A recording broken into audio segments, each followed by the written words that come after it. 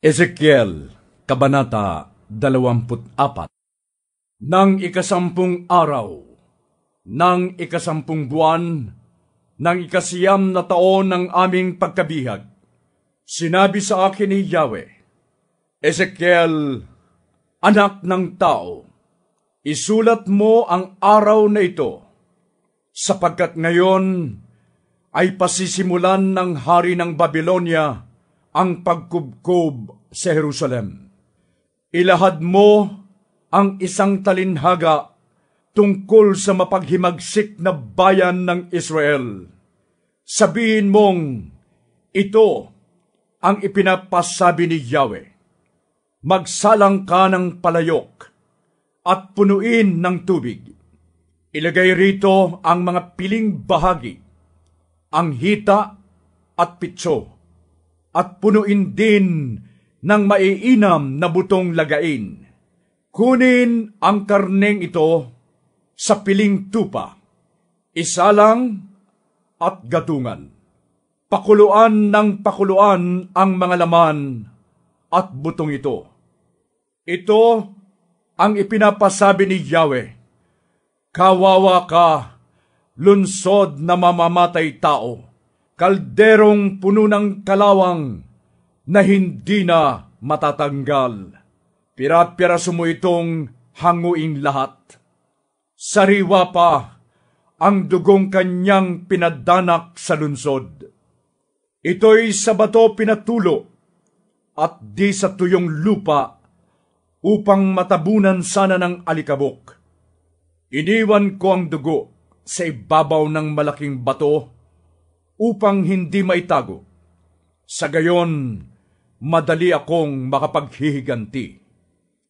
Kaya nga, ipinapasabi pa ni Yahweh, kawawa ka, lunsod na mga mamamatay tao.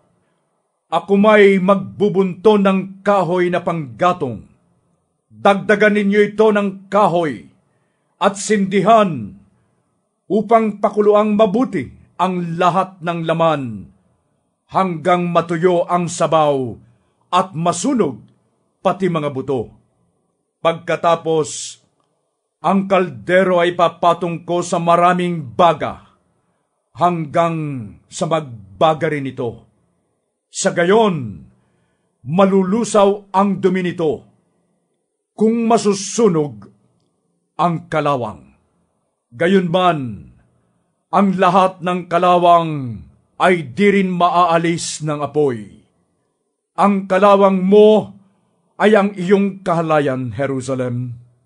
Nililinis kita, ngunit ayaw mo, kaya hindi ka na lilinis hanggang hindi ko na ibubuhos sa iyo ang aking matinding galit. Akong si Yahweh ang may sabi nito, at ito'y tiyak na gagawin ko. Hindi ko ito iuurong. Wala akong paliligtasin. Hindi ko kayo panghihinayangan. Paparusahan ko kayo ayon sa inyong masamang gawa. Sinabi sa akin ni Yahweh, Ezekiel, anak ng tao, sa isang iglap ay kukunin ko ang taong pinakamamahal mo. Ngunit, huwag mong itatangis ni iluluha. Maari mong daanin sa buntong hininga. Ngunit, tibayan mo ang iyong loob. Manahimik ka, at huwag iparirinig ang iyong pagtangis. Huwag kang lalakad ng walang sapin sa paa at lambong sa ulo, natanda ng pagluluksa. Huwag mong tatakpan ang iyong mukha, ni kakain ang pagkain ng mga upahang tagaiyak. Umaga, nang ako'y magsalita sa mga Israelita, kinagabihan, namatay ang aking asawa. Kinaumagahan, ginawa ko ang iniutos sa akin ni Yahweh. Tinanong ako ng mga tao, ano ang ibig mong sabihin sa ginagawa mong ito? Sinabi ko sa kanila, sinabi sa akin ni Yahweh na sabihin ko sa sambahayan ng Israel ang ganito: ang aking templo na siyang sagisag ng inyong kapangyarihan at kasiyahan ay sasalaulain ko at papatayin sa tabak ang inyong mga anak.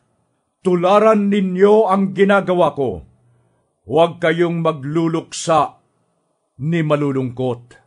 Mag-ayos kayong tulad ng dati, nakaturbante at panyapak.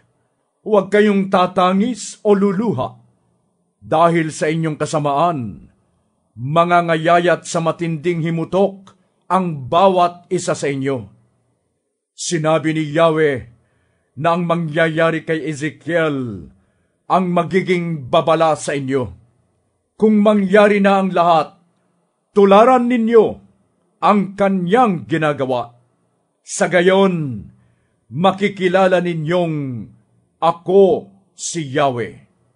Ezekiel, anak ng tao, aalisin ko sa kanila ang matibay nilang templo na siya nilang ipinagmamalaki at kasiyahan.